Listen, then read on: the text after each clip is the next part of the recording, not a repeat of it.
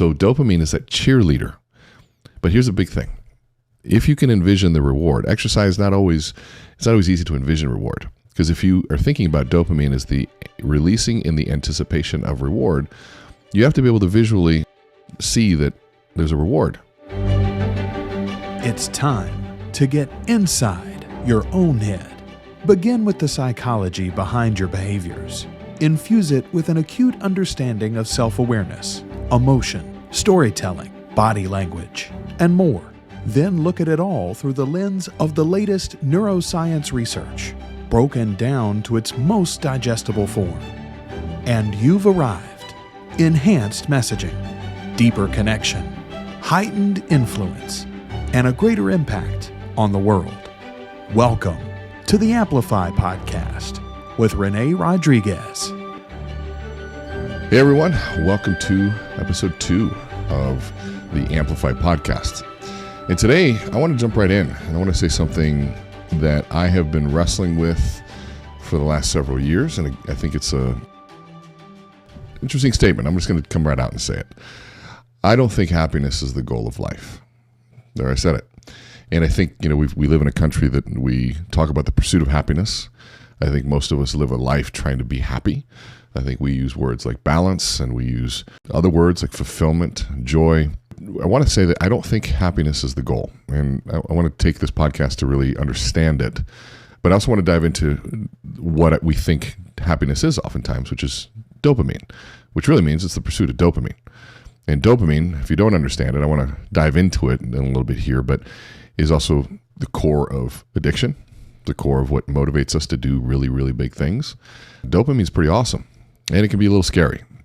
It's also really misunderstood. And so what I want to do is give you an understanding of how dopamine works, the pursuit of happiness, what I think the goal of life is, and help you have a functional model to work with when you finish listening to this. So when we think about the pursuit of happiness or pursuit of something big, in essence what we're saying is we're looking for more dopamine. And dopamine is basically a neurotransmitter that plays a really key role in our brain's reward system. The release of dopamine this is where people misunderstand it. So dopamine, people used to think that it was in the achievement of a reward. So certain things are secreted there, but really it's secreted in the anticipation of reward. So when we encounter some sort of cue that predicts the availability of a reward or the possibility of a reward, let's say the sight or the smell of food, right? Your favorite food. You smell it, you haven't eaten it yet. You see it, you haven't eaten it yet, but man, your dopamine is just going through the roof, right? Or that girl you like or that boy you like, and they send your text message goes off, and you hear that buzz or that ding noise. Joel, can you put a ding there? I don't know if you've got that there or not, but that noise is all triggering, just like Pavlov's dog. It conditions us to secrete dopamine. When the brain's dopamine neurons are activated, it leads to the release of dopamine into the synapse. Now, I don't want to get too technical, but the synapse is where two neurons meet, and they don't actually touch. There's a little space in between them, and in between them is where the neurotransmitters are secreted, and then some are transferred from one neuron to the next, and that's how we communicate information. And so there's a whole other thing behind that. And so that secretion of dopamine is basically associated with feelings of pleasure, of motivation. It also reinforces the behavior that's associated with it obtaining this reward. So if you're getting rewarded for smoking some sort of drug, and guess what? That's where you're going to get more dopamine from that. And so that's where the beginning of addiction also plays in. And so it's also modulated by our stress level. So if we are higher stress, or if stress can actually increase or even decrease the amount of dopamine, depending on context and what's going on. And so stress, this is another role, and I think I'm going to probably do another podcast just on stress because I think it's such a critical piece to understand. When we're thinking about the development of addiction as it leads into sort of the reinforcement of behaviors and obtaining reward, dopamine is that big piece. So I'll give you a few examples of what secretes dopamine because I think this is important to understand. One, food and drink. So the sight and smell of food, the taste of food, the drinks, all of that can trigger dopamine in our reward system, if you will, leading to feelings of pleasure, motivation. And the motivation really is actually to consume more of it. And so it's Not always good if it's not healthy foods. Trust me, I know that one well. Sexual activity, the physical and emotional pleasure associated with sexual activity can trigger a release of dopamine. It reinforces the behavior leading to feelings, of course, of pleasure and satisfaction. Duh, right? I guess you didn't need me to tell you that. Exercise is also a really, really good one. And, a lot of times we associate suffering and difficulty to exercise, but exercise actually secretes and releases dopamine. And that can lead to feelings of pleasure and motivation to continue exercising if you get to that place. And so dopamine is that cheerleader. But here's a big thing. If you can envision the reward, exercise it's not always easy to envision reward. Because if you are thinking about dopamine as the releasing in the anticipation of reward, you have to be able to visually see that there's a reward. Visualize it. And so this is where vision science comes into play. If you go back to our previous episode 1, when you can actually visualize and see. Sometimes you can actually see it physically. Sometimes you have to imagine it. But if you're exercising and you can't visualize any sort of positive outcome, it's hard for dopamine to secrete. Social interaction can also secrete dopamine. And so if you're spending time with your friends, people that you love, all of that can trigger dopamine, leading to feelings of happiness and well-being. These are all great things, happiness, well-being. Think about all of the stuff that's happening. And then, of course, finally, accomplishments, right? Accomplishments like achieving some sort of goal and achieving success or receiving recognition for one's efforts. All of that can trigger dopamine. And of course, that leads to feelings of pleasure and satisfaction.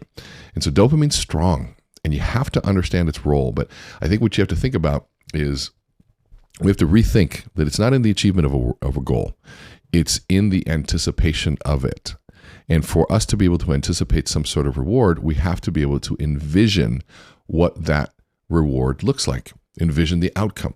When you think about that anticipation of reward, I want you to think about the concept of how, let's say, for example, we set a big goal to get a beach home, right? We all want the beach home. That's the proverbial beach home. Let's call it your dream home, okay?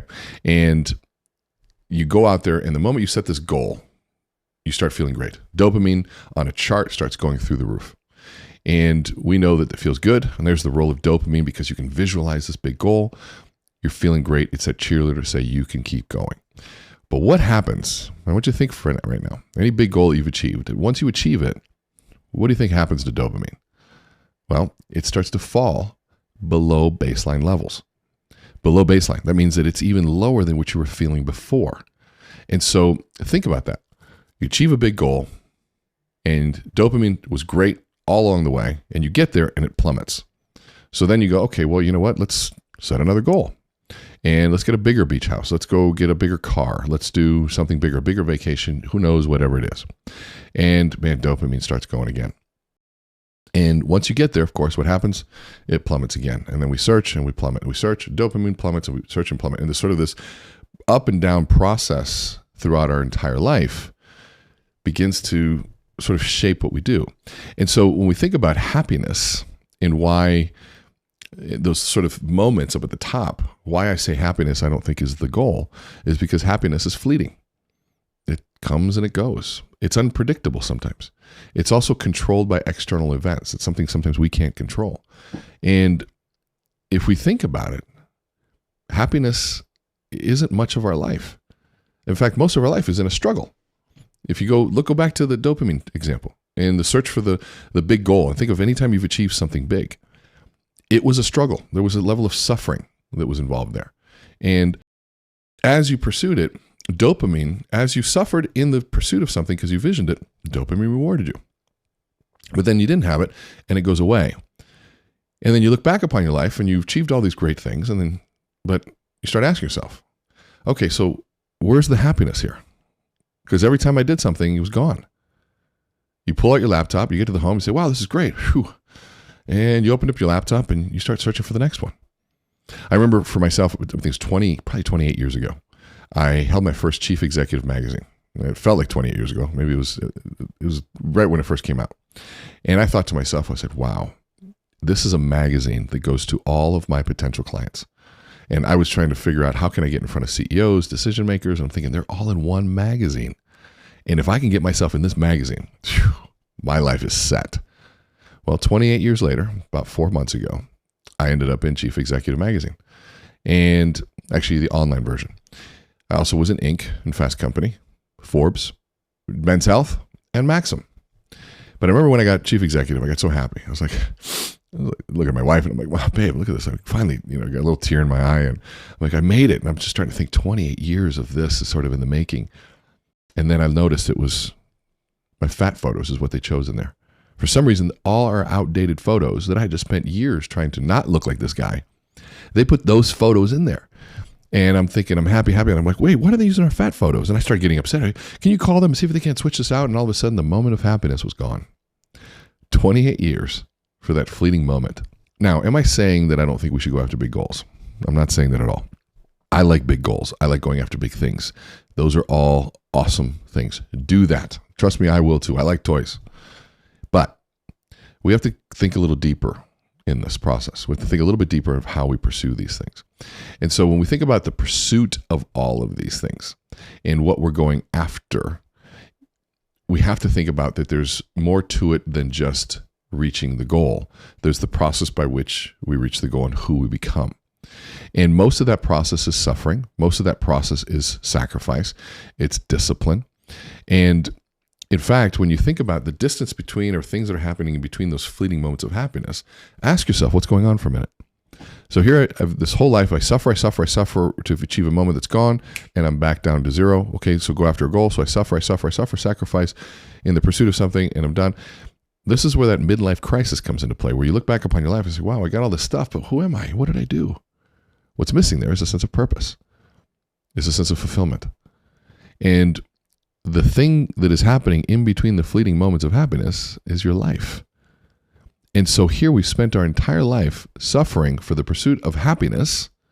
Yet if I felt that that was the goal, then I feel lied to because it came and it went. So we can't have that as the goal. And in fact, you can also avoid suffering, which I think is okay.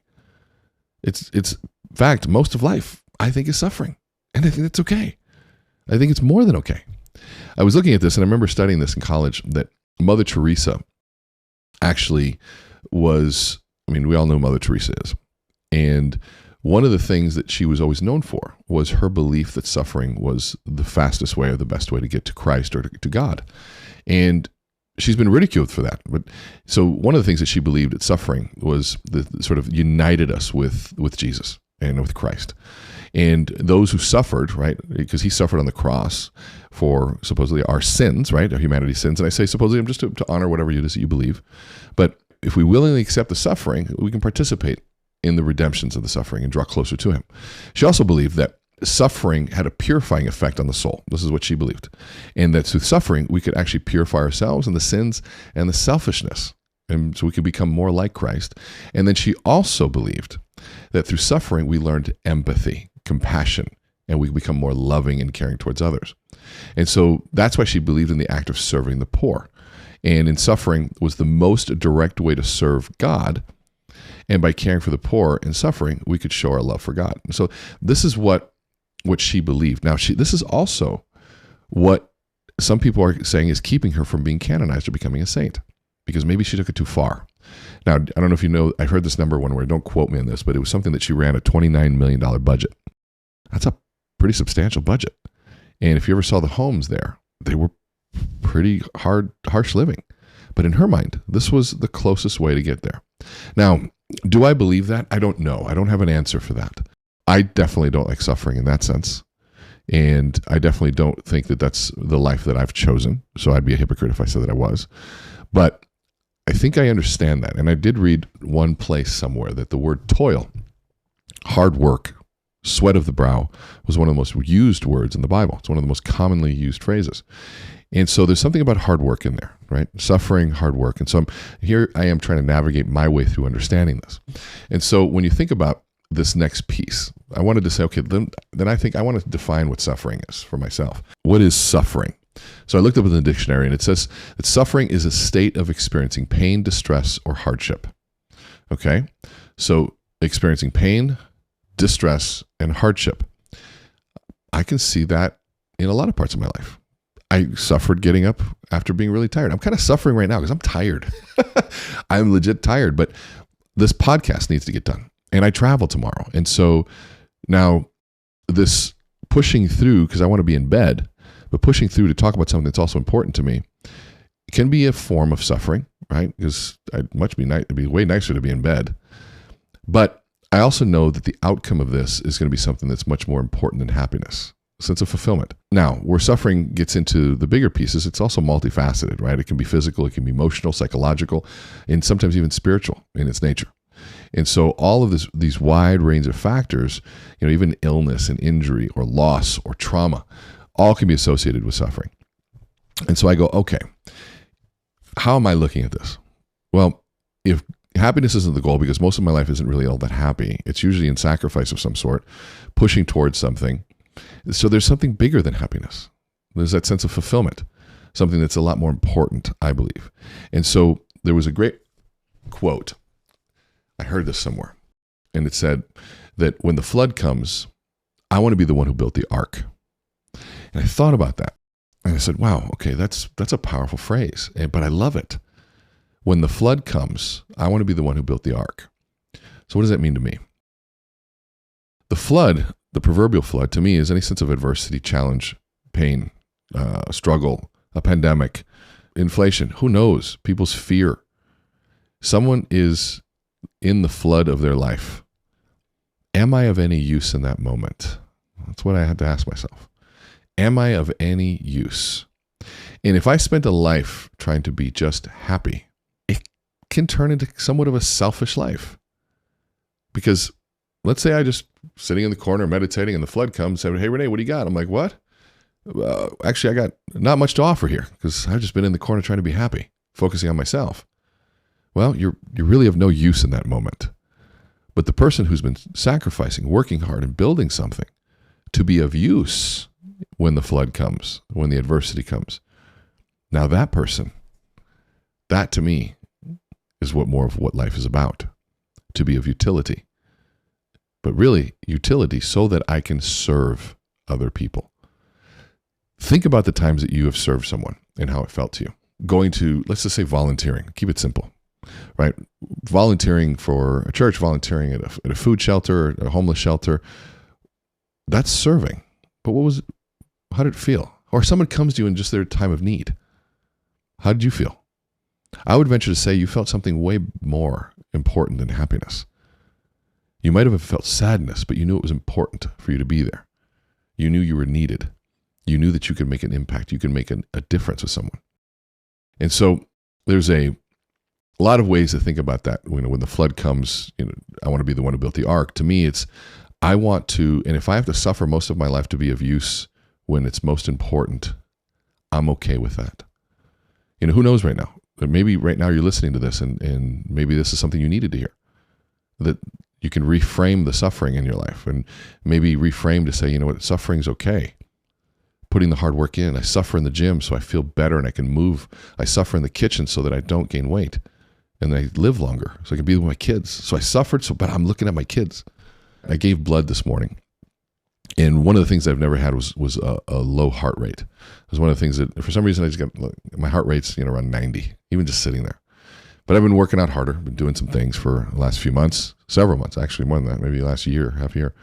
And they measured my blood, or my heart rate, and it was at 68. I haven't never heard that number. I had to measure it again. I said, something's got to be wrong. Measured again, 71. It's like, okay, hold on a second. Like, that was actually really cool. And that little smile that I have, that little uptick in my voice, it's called dopamine. And so I wrote this other quote down. I want to read this. I was listening to Dr. Jordan Peterson. Just before this, it was ironic. I was scrolling TikTok, and he literally said this. You don't experience joy in achieving a goal. You don't experience joy or happiness in achieving a goal. You're experiencing joy, he said, when positing a goal. Really, positing means when setting and proclaiming, I'm going after this goal. And when you experience any level of progress towards the goal that you can envision, that's where joy comes into play. Dopamine. Fascinating to me. I mean, think about that for a minute. We don't experience it in achieving the goal. We experience it in setting and making progress towards the goal. And so that leads to also the bigger the goal, the bigger the reward, dopamine-wise, happiness, fulfillment. All of that comes from the bigger goal, because when we set something bigger, the more difficult it is, the better it feels when you achieve it and accomplish it. The more fulfillment that's there. Man, I mean, and I guess this podcast is more of a philosophical exploration because, I mean, even though I've been talking about this nonstop, there's a lot there because we have to start thinking about and reframing suffering and stop trying to pursue happiness. I want to kind of make my case against why happiness, right? Why happiness should be the goal. A lot of times it's considered like the goal of life, right? And for a lot of people, but some can argue that, at least I'm arguing right now, that it's not the ultimate goal. So the reasons, right? A lot of them can vary, but first one, it's fleeting and it's temporary. Happiness comes and it goes.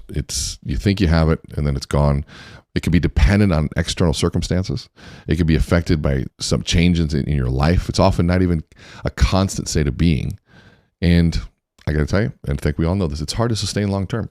So it's hard because oftentimes out of your control. It's not typically fulfilling when it's just alone. Just being happy isn't fulfilling.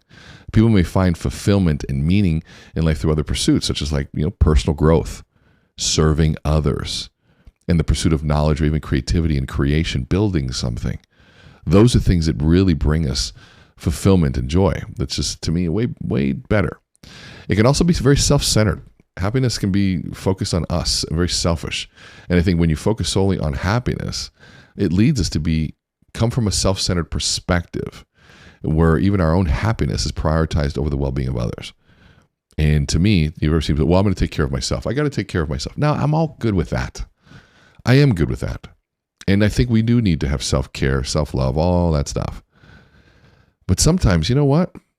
We need to give up a little bit so that we can help someone. And I guarantee you, I think you'll feel a lot better when you give the shirt off your back, when you help somebody. There's something to that. And now, again, I'm not looking for balance here, but I'm not looking for extremism either. So be careful in this pursuit of self-centered happiness. It's not there. And the fifth reason I'd probably say is that happiness isn't a universal goal. It's defined differently by everyone. We all have different values, different beliefs. We have different goals. And for some, happiness may not be that ultimate goal. And I just don't know how it can be.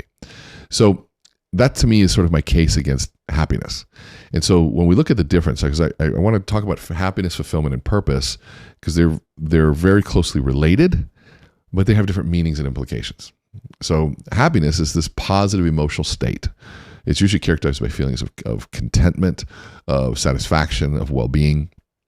And it's often associated with pleasurable experiences, obviously, and positive events. But it can also be affected by one's thoughts, how we believe, and even our perspective. There we go into perspective being the narrative that we play. Like the narrative you choose or that you choose to believe can have a big impact on your happiness. But when we get into fulfillment, that refers to a sense of satisfaction or a sense of completing something. So it's that satisfaction and completeness that comes from achieving a goal, an aspiration, and this is one I think that's underutilized. It's the reaching of our full potential. We get into Maslow's hierarchy, the self-actualization, the actualization of self, the what can I do? And I think the pursuit of what I'm capable of, my potential, is right up there as one of the goals for life, I believe. Now, you can take a spiritual approach to that and say that, there's gifts that God gave you. And part of our goal is to utilize the gifts to make this a better place. I like that. But making a better place usually entitles serving someone. So whether or not you believe in that or not, do you find truth in that? And if you do, then maybe explore that a little bit more. It's also associated with a sense of accomplishment and the realization of our talents and abilities. Think about that for a minute. When you know what your talents and abilities are, think of the feeling. One of the goals of our Amplify course is to help people understand their personal values, but then find out how do they express those in what they're already good at. The connection of those two, my story, who I am, and what I do, is really when purpose starts to really, really, really, really take shape. When you talk about purpose now, we're referring to the reason for which something or someone exists. It's the reason why we're here. The purpose. It's a big question. It's the intent or the goal behind the actions or the decisions that we make. It's often associated also with a sense of direction, a sense of meaning, and a strong connection to our values. Direction, meaning. So it's like the meaning of life and the direction that I'm going, but also our values are right there. So all of this work is critical in understanding.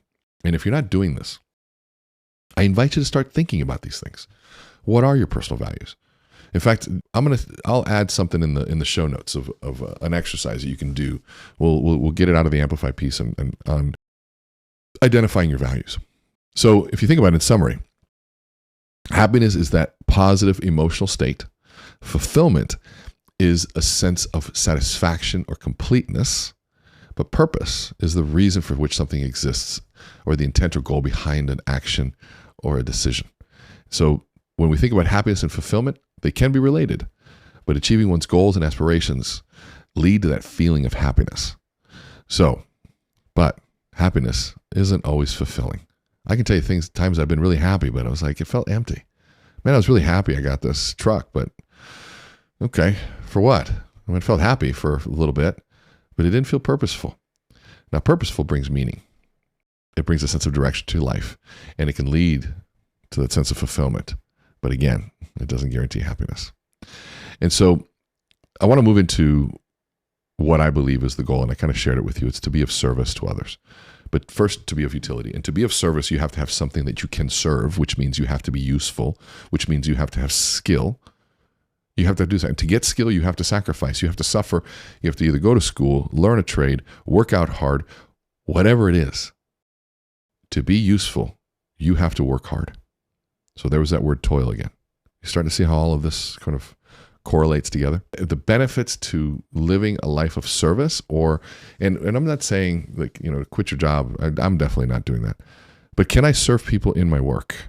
And I want to talk about this. Simon Sinek made very famous the why piece. And I thought it was really good. And I think there's more to it than that. And it's not where he was going, so I'm going to take this down a different path. The why is awesome, but I don't think that's why you're remembered. People aren't remembered for their whys. The people like Apple had a great why. And I know the people that had great whys, but they were also jerks in the pursuit of what they did. So their how, they were jerks. You may have this why that you believe that you're called to do X, Y, and Z, and you want to change the world, but that why doesn't justify you being a dickhead. Doesn't justify you being an asshole. But I know a lot of people with a strong why that are just jerks every single day. And guess what? Guess what they are remembered as by the people that they worked with, of being a jerk. And so the how is, if not more important than the why. I know people that aren't really clear on their why, but they are good people every single day. And I'm going to remember them as a good person. They may not have a strong why, but if you need them, they're there. They're there to serve. They're there to sacrifice. They're there to be good to you. They'll protect. Now, having both, yes, awesome. But the end does not justify the means. My mother, she watched a culturally Catholic country turn communist in 6 months in Cuba. And she watched how they did it. And at the time, she believed that it was okay for people to die for the cause.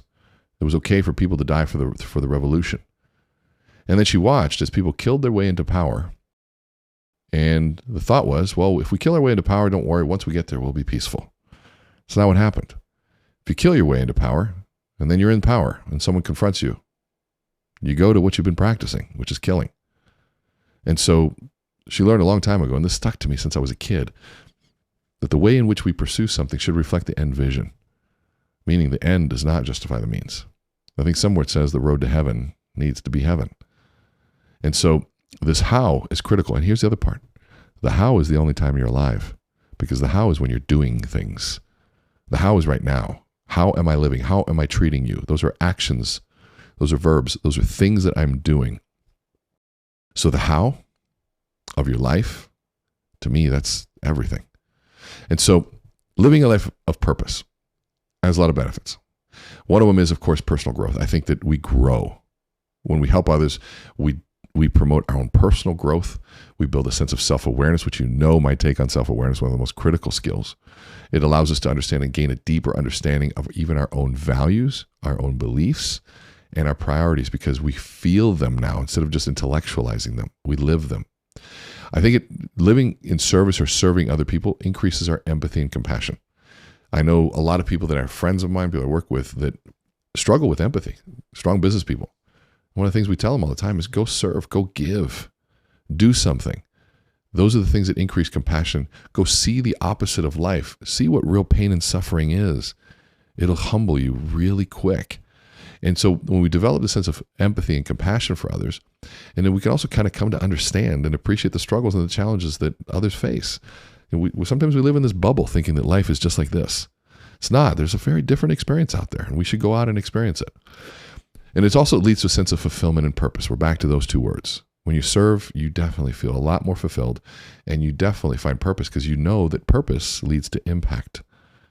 Think about that. Service to others can provide individuals that sense of purpose and fulfillment, but it also is because we make positive impact on the lives of other people. That word impact. And remember, the word impact is at the core of what we believe around influence.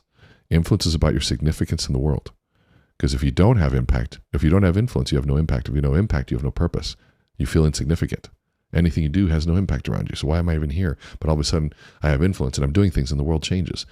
That's at the core of it. Obviously, it also improves mental and physical health. I mean, there's lots of studies that link that mental and physical health, how it reduces stress, it improves our mood, even increases our self-esteem. We increase social connections, which actually right now is linked to living a longer life. The more social connections and close relationships we have, the longer we live. And when we connect with those in our community, we start to foster that sense of belonging and mutual support. When you feel like you belong to something bigger, it leads to actually a happier, more fulfilling life. And then lastly, which I think is really cool, we create a positive impact on our communities, the community around us. My mother used to always say, community is the answer. What's the question? And so when we think about that positive impact on others, how we might even affect social issues, maybe even improve the well-being of other people, improve their self-esteem. So all of those things start to coming into play. And so let's wrap this up. Since I said happiness, I don't believe is the goal, that pursuit of dopamine can be fleeting and can be misleading, a promise that never actually delivers. So we have to think beyond that to think about, okay, my why is good, get me started. It'll push me through difficult times. But the how is how I treat people. It's how I'll be remembered. The how is my legacy. The how is the sum total of the actions and the accumulation of all the actions of how I treat people and the things that I do. I know a lot of people that accomplished a lot, but the way in which they accomplished them wasn't all that nice. We remember that. Yeah, they did a lot, but they were this way. So I want you to start thinking beyond just happiness. I want you to start reframing suffering and start thinking that maybe a little suffering is okay. If you're going into a tough market, say good. Just like Jocko likes to say, good. That's a frame. But to say, you know what, I'm going to get stronger, better, and wiser as a result of this. And you can't avoid the ups and downs of life. You just can't. Some people, when they're in the downs of life, they think that's all there is. Or when they're in the ups of life, they think this is going to be this way forever. It's not how it works. Life and business are like the seasons. They're in a cycle, and they've been that way since the beginning of time. So since happiness isn't the goal, I believe that being of utility is the goal so that we can actually offer value and serve other people. When you figure that out, I think you'll find something much bigger. And again, I'll end with that phrase that I think kind of sums it up. That in the end, I want to be the one that when the flood comes, I want to be the one who built the ark. So what ark are you building? What ability to help are you creating? What service do you have to offer? Are you willing to give it, or do you hold it to yourself? These are all big questions that we all need to wrestle with. So thanks for tuning in today. I appreciate it. If you like this, please share it. Please share it with your colleagues, post it on social media, and all the good stuff. And obviously, subscribe to this. If you're looking at Amplify, let us know. Reach out. Send me a message. Follow me on Instagram at learnwithrene. We do 2 videos a day there. We're doing all sorts of fun stuff. If you haven't read the book, get the book. And yeah, thanks for tuning in. I appreciate you guys.